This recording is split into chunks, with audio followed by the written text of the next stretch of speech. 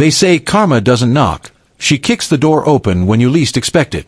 But on the day Lydia wore that red dress to Nality's birthday party, karma was nowhere in sight.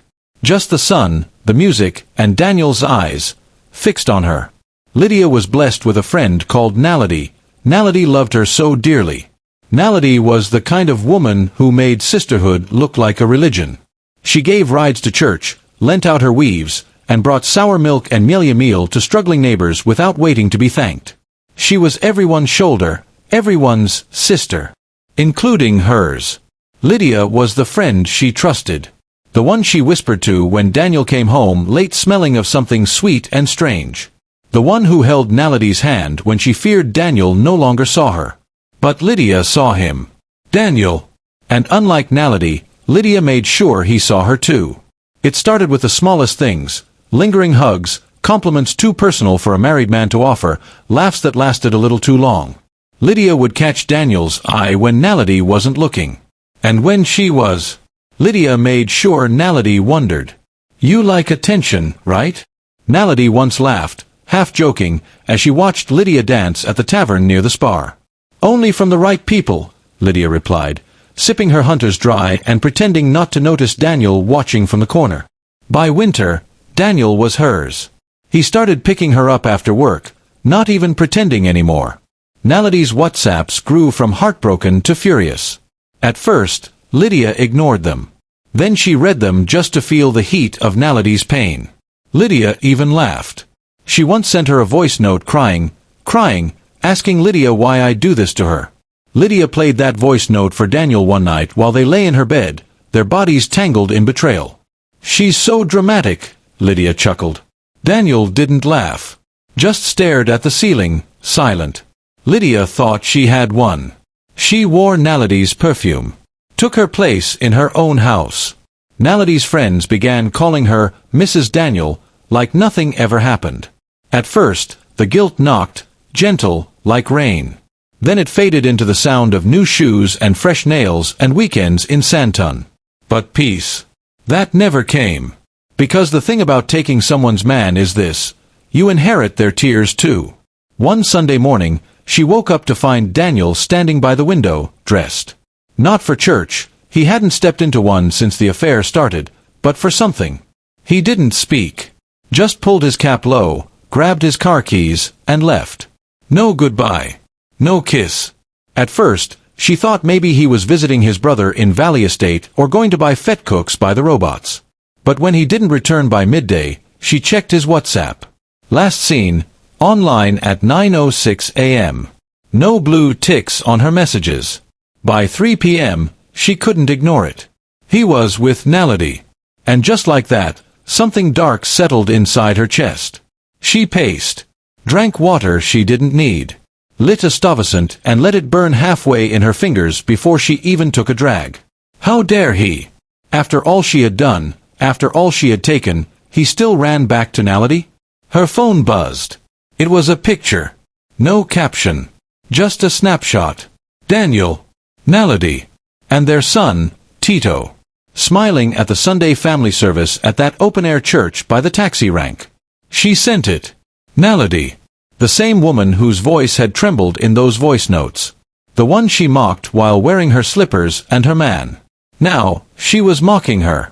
She flung the phone onto the couch. Her chest rose and fell with something she hadn't felt in years.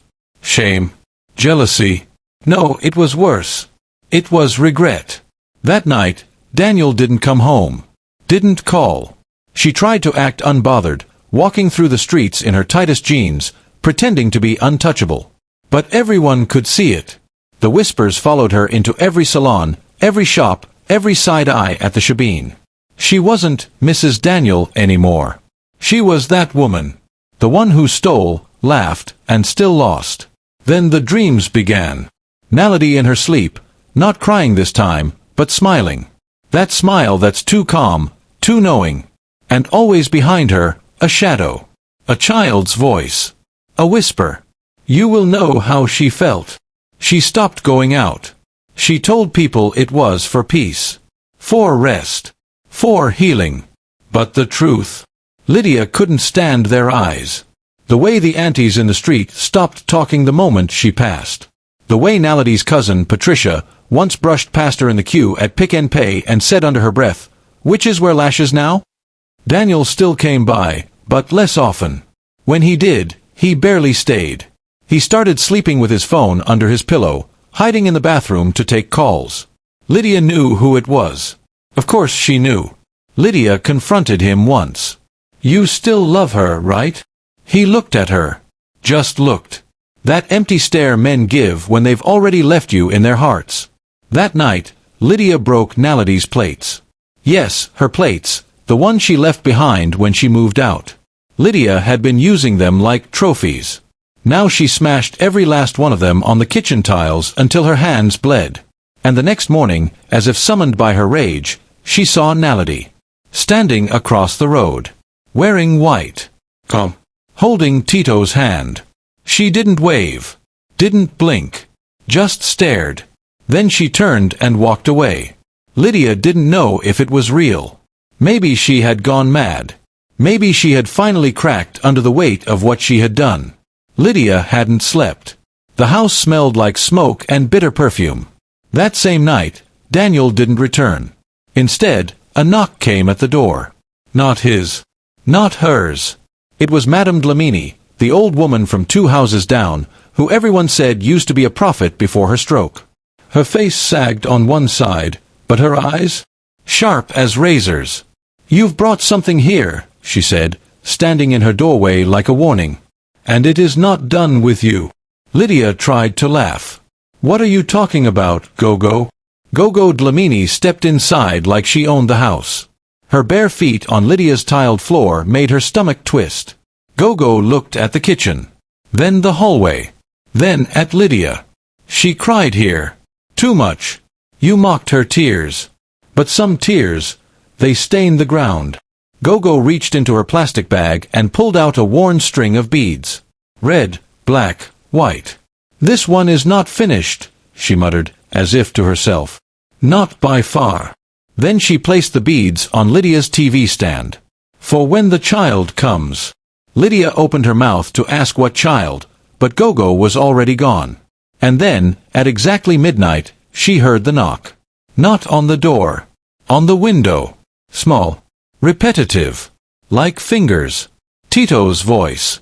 Soft. Whispering. "Auntie." She froze. That voice. Tito's voice, clear as the morning after a summer storm, whispered again from the window. "Auntie. I'm cold." But that was impossible. Tito wasn't here. He was with Naledi. They lived in Vasloris now. She had blocked her, sure, but even she knew that much.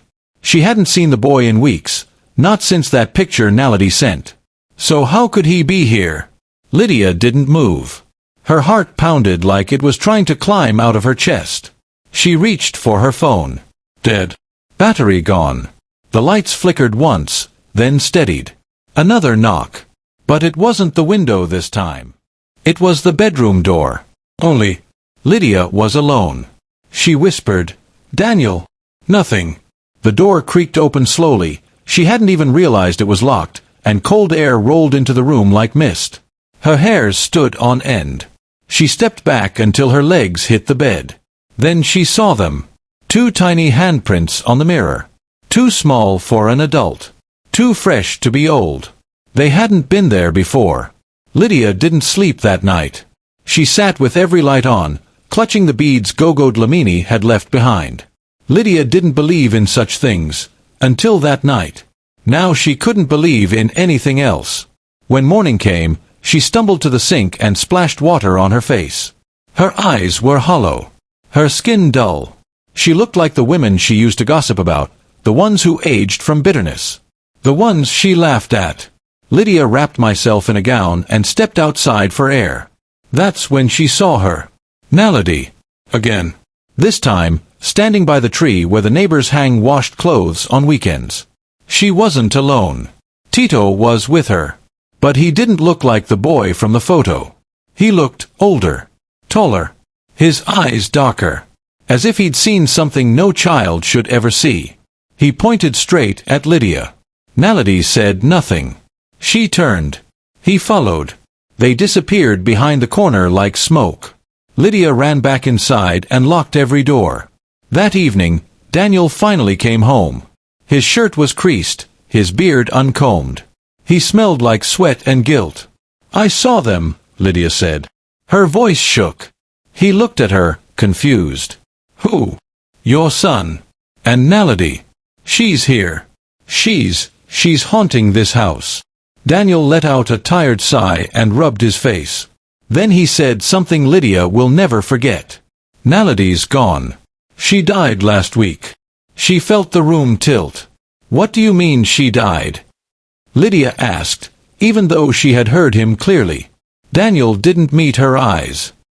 He sat down heavily on the couch, as if the weight of it all had finally pulled him to the ground. She was in a car accident. On the N3. She was taking Tito back to her aunt in Heidelberg for the holidays. A drunk driver came out of nowhere. Lydia stood there, rooted. "And the boy?" Daniel nodded slowly, barely audible. "Both of them." No. That wasn't possible. She had seen them. She had heard Tito. He knocked on the window. Naledi stood by the tree. "Not a week ago, not in a dream, yesterday." "They're not gone," she whispered. He looked up at her now, his face hollow. "I know." The way he said it chilled her more than the words. "You've seen them too," she said. He didn't answer. He didn't have to. They sat there in silence for a long time, the TV flickering in the background, playing an old episode of Scheme Psalm no one was watching. The shadows in the corners of the room grew longer, deeper. Eventually, Daniel stood. "I'm going to the liquor store." But he didn't come back that night. Or the next. And when Lydia finally went to his place in Germiston to find him, a neighbor told her he hadn't lived there in weeks. His things were gone. No forwarding address. No calls. No trace. That night, she dreamed again. Naledi was sitting on her bed, wearing all white. This time, she was holding something in her lap.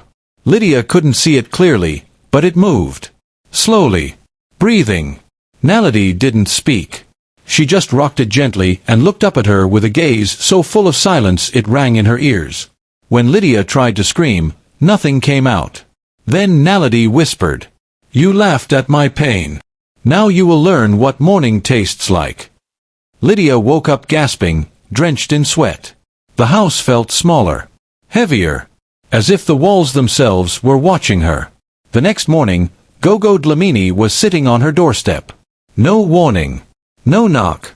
She looked at her and said, "You dreamt of her again, didn't you?" Lydia nodded. "She's not finished." Lydia opened her mouth to ask, what does she want from her, but before she could, a scream tore through the air. A neighbor. Running. Screaming Lydia's name. Come quick. The graveyard." She ran barefoot. And what she saw made her legs buckle. 3 graves. Naledi's. Tito's. And an open one next to them. Fresh. Waiting. The headstone read, Lydia 1989. Lydia was too stunned to cry. Yes. Her name. On a gravestone. Not chipped in by a prankster. Not some twisted joke scratched with a rock. No, it was engraved properly. Deep. Clean. Permanent. Like someone paid for it. She stumbled back, nearly falling over the uneven dirt. The neighbors around her whispered like vultures circling a bleeding carcass. "That's her name. She's the one who took Naledi's man. Now it's her turn." Gogo Dlamini arrived behind her, slow and steady like the ghost of justice. She didn't gasp. Didn't cry. She only stared at the grave and muttered, "They've accepted the offering. But the debt is still unpaid." Lydia turned to her, panicked. "What offering? I didn't kill her." She looked at her with eyes like ash. "You killed her spirit. Bit by bit. With every laugh at her tears. Every time you took what wasn't yours, and told yourself you deserved it." Lydia wanted to scream at her. Shake her. Tell her it wasn't her fault Daniel chose her. That love is messy. That sometimes hearts wander. That Naledi wasn't perfect. But in her chest, something cracked. Because beneath the excuses and the lies she fed herself in the mirror each morning, she knew. She knew. That night, she packed a small bag. She couldn't stay in that house. Not with the dreams. Not with the grave calling her from just down the road. She needed air. Distance. Light. She took a taxi to her mother's house in Orange Farm. She didn't welcome her. She opened the door, looked her up and down, and said, "I told you this life would find you." Lydia slept in the spare room. The curtains drawn tight. The Bible clutched under her pillow like it could fight off what was now walking beside her. But even here, peace didn't come. Because the dreams followed. This time, the dream was different. She stood at the wedding altar. Wearing white. Daniel beside her. Handsome. Smiling. The church full of faces she didn't recognize. The pastor spoke, but his voice was muffled. Then the doors burst open. Naledi. She walked straight down the aisle, her feet not touching the floor. Her veil soaked in blood. She didn't scream. She didn't shout. She simply looked at Daniel, then at Lydia, and said, "I hope you enjoy your wedding. Because your funeral is next." Then the candles went out. And she woke up choking. Not on fear, but on dirt. Real dirt. In her mouth. On her pillow. Her hands covered in it. As if she had been buried. As if she had dug herself out. Lydia rushed to the bathroom and scrubbed her tongue raw. She didn't sleep again. By morning, her mother was standing in the doorway with her arms folded. "You need to go make peace," she said, "before they finish what they've started." "Make peace with who, Mama?" she snapped. But even as she said it, she knew. She had spent months pretending she had won something, pretending she was owned that man, that house, that life. But all she had really done was rob a woman of her dignity and then mock her when she cried for it. Now, she was collecting her debt. Her mother handed her a small plastic bag.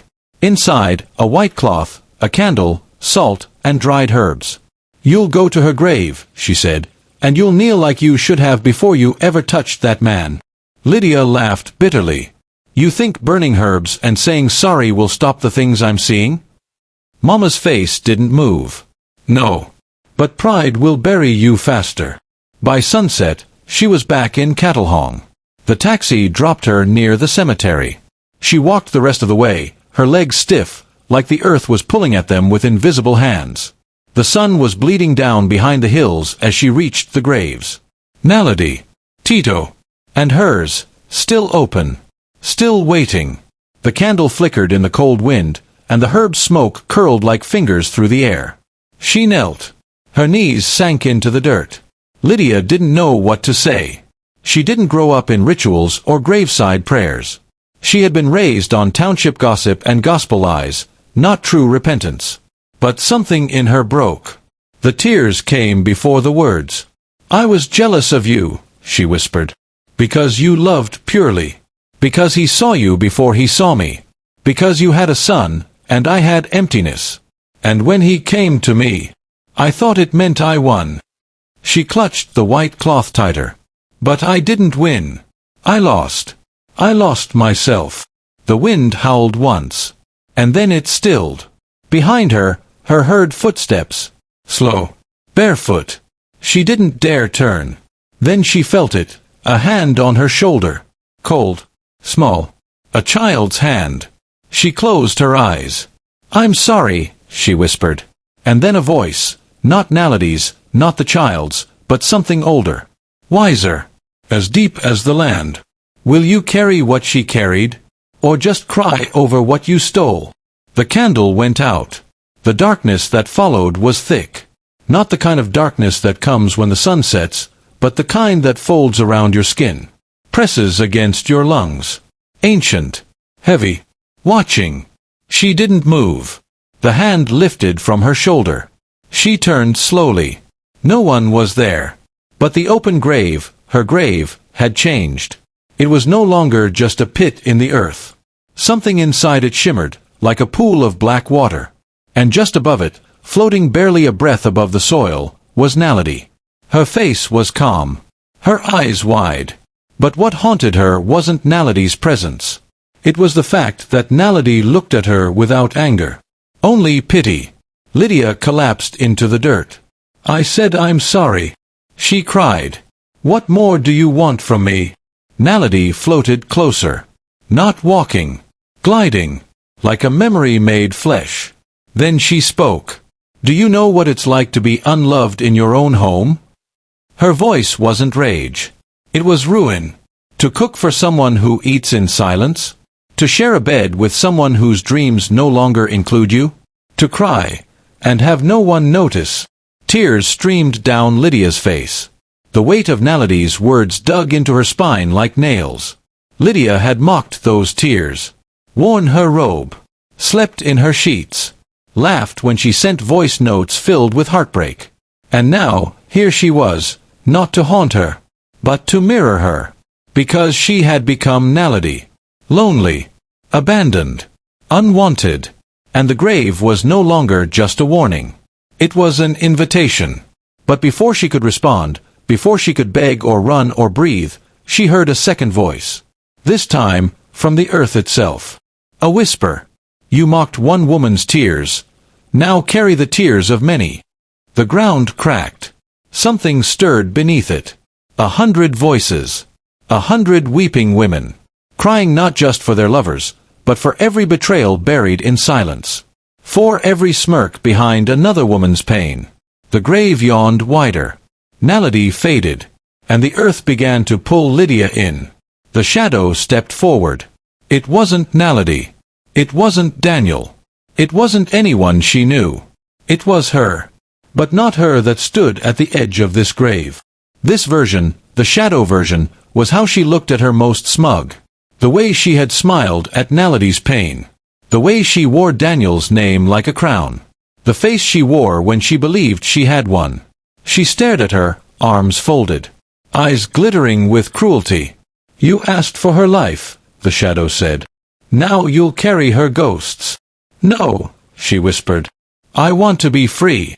She laughed, the same laugh Lydia had used so often. "You don't get to be free. Not yet." Lydia sat up, realizing the grave was gone. The cemetery gone. She was kneeling in her childhood bedroom. The ash of the herbs still on her clothes, the candle half melted in her palm. Her mother was standing in the doorway, her eyes wet, mouth open like she'd been calling her name for hours. "You were gone," she whispered. "Your body was here, but your spirit." Lydia looked down at her hands. Her nails were caked in dirt. Her feet, raw. Her chest ached with the weight of things she had tried to bury. But the worst part, she could still hear them. The women. Their whispers didn't leave her. Even now, as she walks the streets of Catalhong, she sees them. Not like ghosts, but like memories carved into brick, whispered in wind, reflected in every woman who passes her with tired eyes and silent rage. Daniel never came back.